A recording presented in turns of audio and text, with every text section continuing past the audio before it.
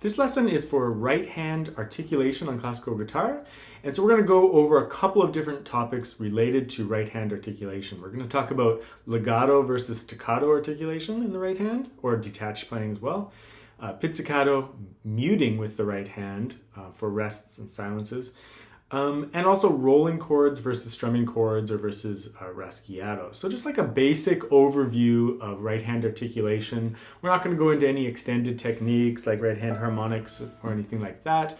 But there's other videos on the lesson, on the site, on the lesson page that you can check out for those topics. And then at the end of the lesson, I'll also suggest a couple of books that have a lot of right hand exercises in them, and particularly open string exercises that you might want to check out. So as we go through, I'll talk about the topic and demonstrate, and then I'll also do a close-up with the camera, so that'll just be following each topic.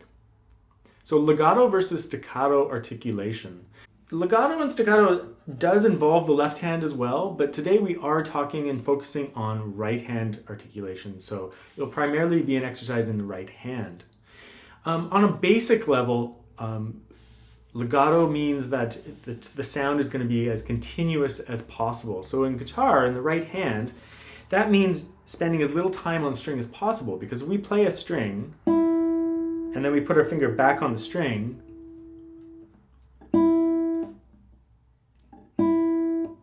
as soon as my finger goes back on the string, it stops ringing, right? It's ringing. And I put my finger back on the string and it stops the sound. So when you're playing legato, let's say you're alternating I and M, you want to spend as little time on the string as possible. So that means bringing the finger straight through the string without spending much time on it.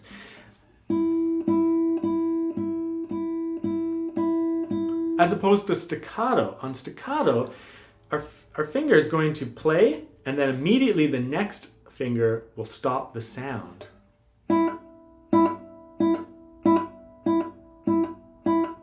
So you can hear that by putting the next finger back on the string, it will stop the sound. And of course, the detached style that you might hear in like the Baroque or something, or just in a detached setting, will involve a similar thing. You'll just let it ring a little bit longer. So, legato, staccato, and detached would just be in between the two. We do call that planting in the right hand, but in this particular case, it's kind of different. It's more specifically connected to articulation. So those are the ways. The same thing with the thumb, right? If you want it legato, you don't spend much time on the string. If you want it staccato,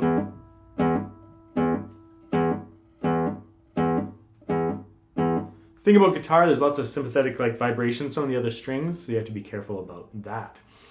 Now, one last thing I'll say is that when you're crossing across the strings, like it's easy enough on a single string because it's that same string that you're muting. But what if you're going from an open string to another string? How are you supposed to mute it? Well, if we were talking about left hand articulation, we might end up muting it with the left hand just by muting that string, touching that string. So that's one possibility. But in terms of the right hand, if you're doing rest stroke, you could like try to mute it out that way, but it's pretty tough. So that's one of the issues with guitar playing, is trying to mute across the strings. On a single string, it's fairly easy. When I'm playing ensemble music, I will try to often avoid open strings specifically for that reason. That way, if I need to mute with the left hand, I don't have to worry about the open strings ringing out. So, but nevertheless, you just want to be aware of how to articulate in this hand, how to articulate in this hand, and then the combination of the two will help you be able to play an entire section staccato, for example. So here's some close-ups of the right hand. This is legato versus staccato articulation. So that would be staccato as opposed to legato. So you can see on the legato, my finger passes straight through the string. spending as little time on the string as possible. Staccato,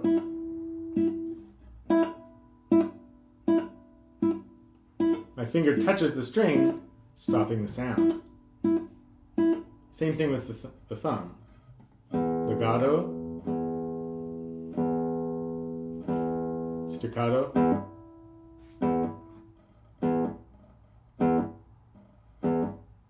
Okay, the next topic is pizzicato. Now, pizzicato, on guitar, we often will just do it with a palm mute, very similar to like how an electric guitarist would do, like, you know, palm muted textures with their hands as well.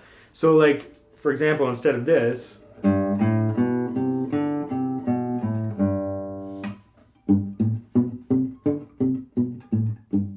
if I did it with the back of my nail or something, it'd be more piercing. Classical guitarists don't do that often, but sometimes it's actually like kind of useful for a brighter sound, especially in your pizzicato. You can do pizzicato with your fingers too. Put that fleshy part of the palm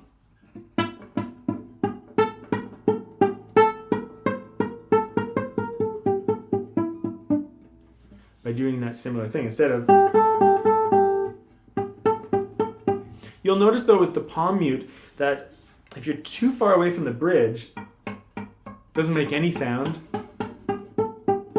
If you're really close to the bridge, you'll get just a little bit of mute in there, and you'll get that pizzicato sound that you're after. There's other ways of doing pizzicato too, but that would be the most basic way. Pizzicato, we're using the fleshy part of the palm, resting it pretty close to the bridge.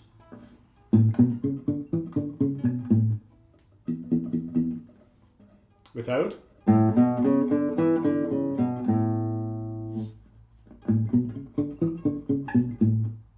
Okay, let's talk about muting with the right hand, which is sometimes people ignore the idea of rests being articulation, but certainly in the right hand on the guitar, it's one of the ways that we articulate the overall texture and the sound, right? We stop the sound on the rests, and so muting can be very important.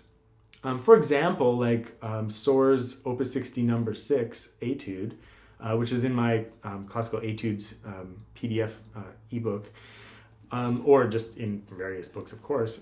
There's some specific rests where Schorre sometimes ties over the bar, so you know you're supposed to sustain, and other times he puts a rest, and that's kind of indicating that he wants you to stop one of the sounds. In this case, the bass voice. So if I didn't mute the bass note, this is what it would sound like.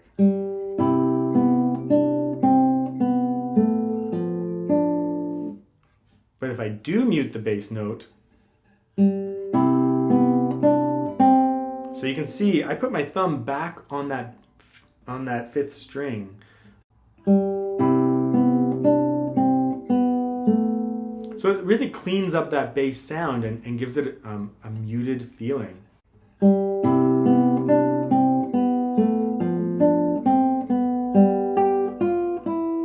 Lots of muting, so after playing some of those bass notes, I synchronize playing the top note and then putting my thumb back on the string to mute the sound. And that can be just very important. Sometimes you don't want the bass to actually ring over the bar because that would confuse the harmony. If it's a new chord in the new bar, sometimes you want to stop the sound of the bass note. So that's another type of articulation. And it's a tough one for students because you're multitasking. You're still playing the melody legato, but then you're muting all these basses. So you really have to synchronize the playing of the melody with the muting of the bass. One really tricky thing about muting the bass notes is when you have open strings across the strings, just like when I was demonstrating legato and staccato. Sometimes if you have an open E ringing, and your next note is A, but you don't want both notes to ring out. So for example, here's both of them ringing out. But then I have an E and an A ringing out. What if I want to stop the E? How do I do it? Because I can't put my finger directly back on the string because I have to play another note with my thumb. So often what people will do is they'll use the side of their thumb. So you can see when I'm placing down on the A, the side of my thumb is hitting that string. That's a very specific technique, one that's hard to get down, and students in particular have trouble doing that. Or they're doing it by accident all the time, which is another type of issue, right? But it can be very useful for stopping the sound so you don't have both notes ringing out. Now, of course, it depends on the style of music you're playing, and depends if the harmony wants those notes to ring out or not. Of course, like there's just basic muting strings, right? If you play a chord, if you put your fingers back on the strings, that will, of course, mute the sound. You could mute individual notes there, just the bass note, just the upper notes, leaving the bass ringing, whatever you need for your particular piece. In terms of muting the bass notes,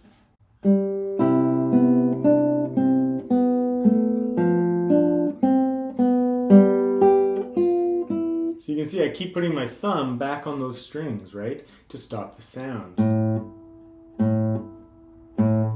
There's always some sympathetic vibrations from the guitar.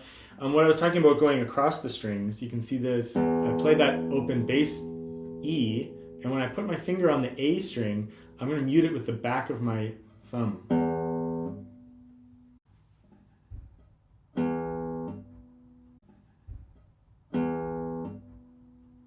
Okay, and our final topic is rolling chords, strumming chords, rasgueado, or just playing chords, right? So for example, if I take a C chord, I could play it with P-I-M-A as a block chord. That's how, like if you see notes stacked up on top of each other, that's how it's written, right? All the notes sounding at once. But on guitar, sometimes you hear a rolled chord, right? Which is not exactly how it's written, but it's like an interpretive choice. Sometimes highly overused by students. I'll talk about that. You could also be strummed just with the thumb. Again, that's not exactly the way it's written, but you might interpret it that way, depending on the style. And of course, there's rasgueados.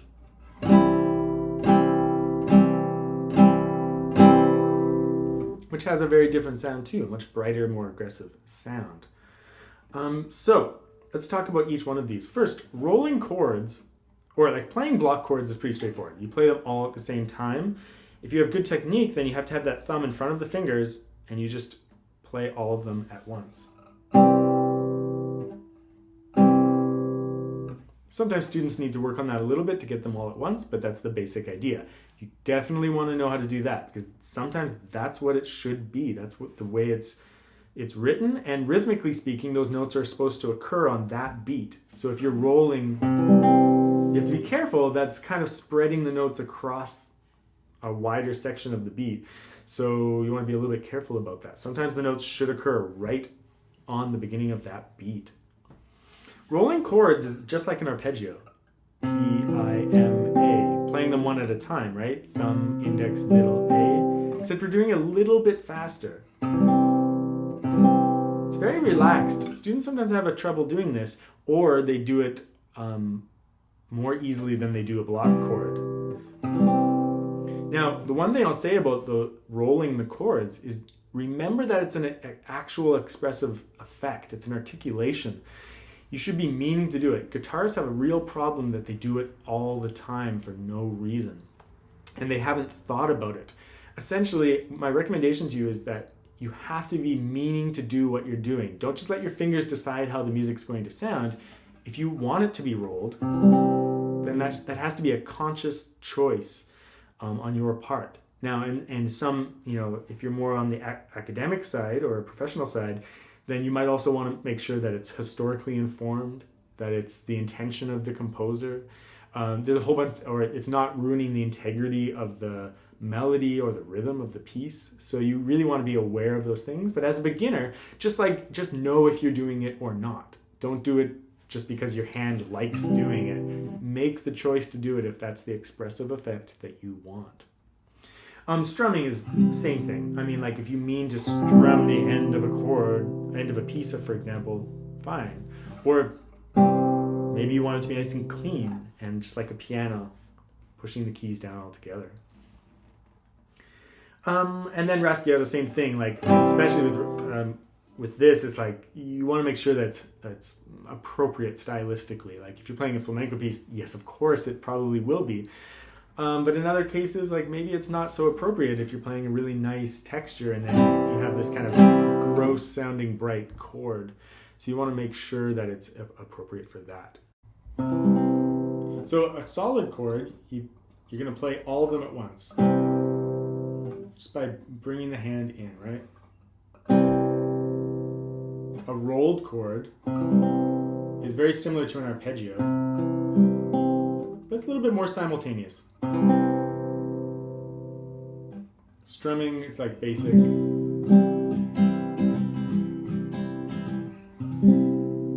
And then of course, rasgueado as well.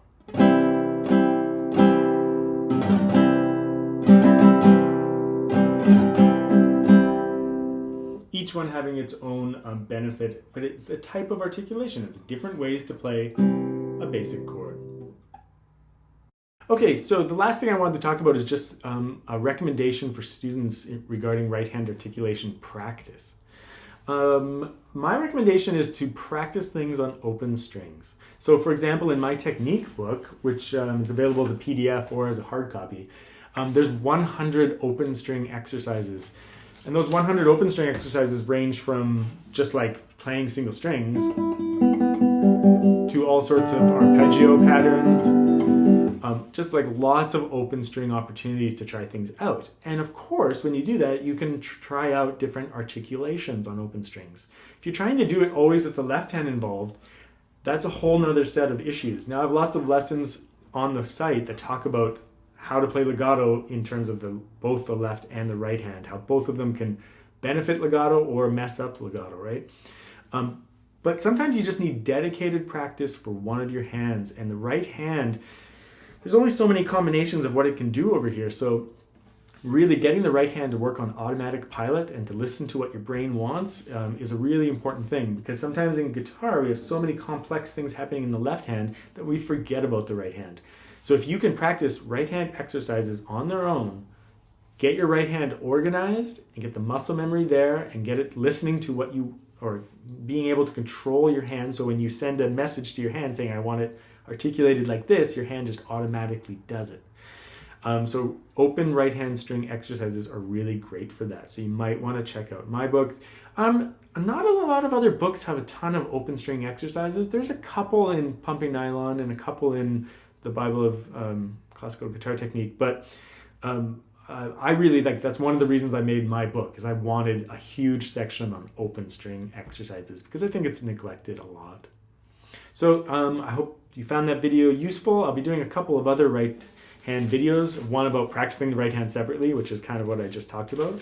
It'll be more in depth. But I'll also be talking about just some other topics ranging from scales to arpeggios. So check out This is Classical Guitar on the lesson page, and there's over 100 lessons there, so you can explore different things by topic.